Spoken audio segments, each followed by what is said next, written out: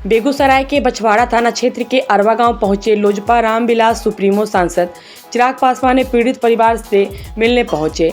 1 जनवरी की रात घर में आग लगने से हुई मौत के बाद उन्होंने घटना की जानकारी लेने के बाद अधिकारियों से बात करने का प्रयास किया, लेकिन न तो डीएम साहब और न ही एसडीओ साहब फोन रिसीव कर सके, जिसके कारण इस संबंध में बात नहीं हो सकी।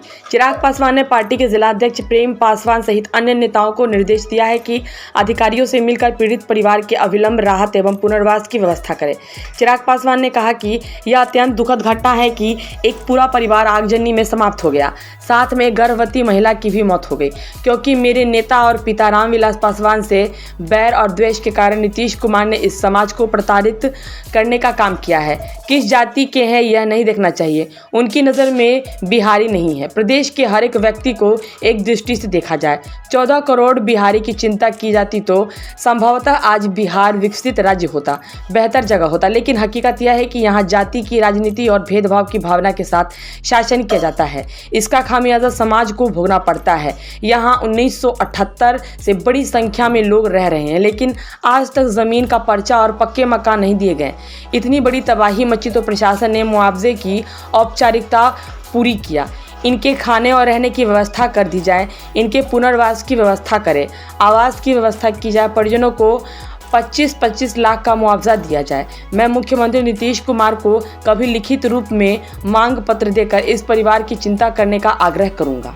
पूरा परिवार जिस तरीके से इस आगजनी की घटना में पूरी तरीके से समाप्त हो गया, साथ ही में एक महिला आप निश्चिंत रहिए, जो कि गर्भ से थी नहीं कुछ होगा ना, आप निश्चिंत रहिए। और 8 महीने के गर्भ से, हिंदू है या मुसलमान है या वो ब्राह्मण है या वो कुर्मी है या वो राजपूत है या वो भूमियार है या वो दलित है, महादलित है, पिछड़ा है, अति पिछड़ा है, अगड़ा है, पिछड़ा है, वो सब है, पर वो बिहारी नहीं है। अगर एक दृष्टि से प्रदेश के हर एक व्यक्ति को देखा जाए, एक दृष्टि से अगर 14 करोड़ बिहारियों की चिंता की जाए तो संभवतः आज बिहार एक विकसित राज्य होता, एक बेहतर जगह होती बिहार। पर हकीकत यही है कि जात पात की राजनीति में जब भेदभाव की भावना के साथ शासन किया जाता है तो उसमें इस तरीके के भेदभाव का दंश एक बड़े वर्ग को, एक बड़े समाज के हिस्से को भोगना पड़ता है।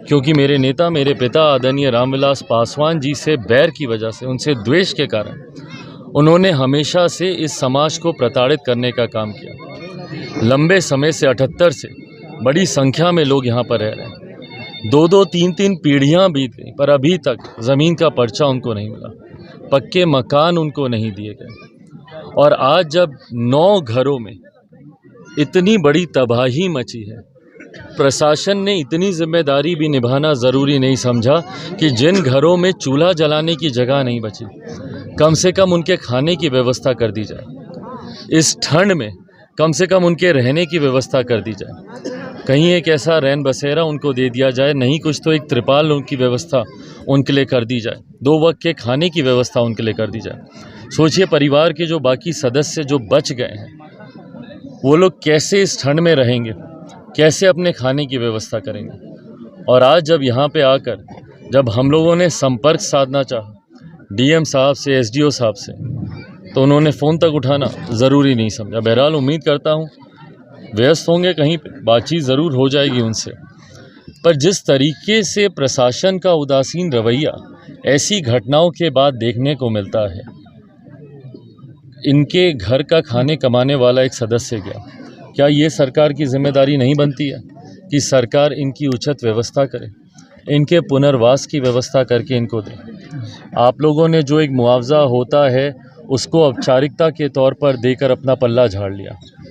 पुनर्वास कौन करेगा, कौन इनके घर का निर्माण इनको करके देगा? और सबसे पहले तो वो पर्चा जितने भी यहाँ पे घर हैं उनको दिया जाए, उनके पक्के घरों के निर्माण की व्यवस्था करके दी जाए, इनके पुनर्वास की व्यवस्था करके दी जाए। और साथ ही में जो लोग, जिन परिवारों के खाने कमाने वाले सदस्य गए, कम से कम 25-25 लाख का मुआवजा उन परिवार वालों को मिलना चाहिए, ताकि वो आने वाला जीवन, भाई ये वृद्ध माता पिता हैं, कैसे ये लोग अपना जीवन व्यतीत करेंगे।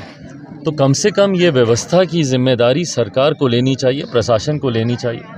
यहाँ से जाकर लिखित रूप में भी मुख्यमंत्री नीतीश कुमार जी को हम लोग लिखित रूप में भी उनसे मैं आग्रह करूंगा कि इस परिवार की वो चिंता करें, 9 घर जो उजड़े हैं उनकी चिंता करें और ये तमाम मांगे जो उनके समक्ष रखी गई है, इनके पुनर्वास की पर्चा मिले, तमाम घर पक्के किए जाएं। जब तक नहीं होता तब तक इनके रहने खाने की व्यवस्था की जाए और 25 लाख रुपए का मुआवजा इन लोगों को दिया जाए। ये तमाम बातें प्रशासन के सामने और लिखित रूप में मुख्यमंत्री जी के सामने भी रखी जाएंगी।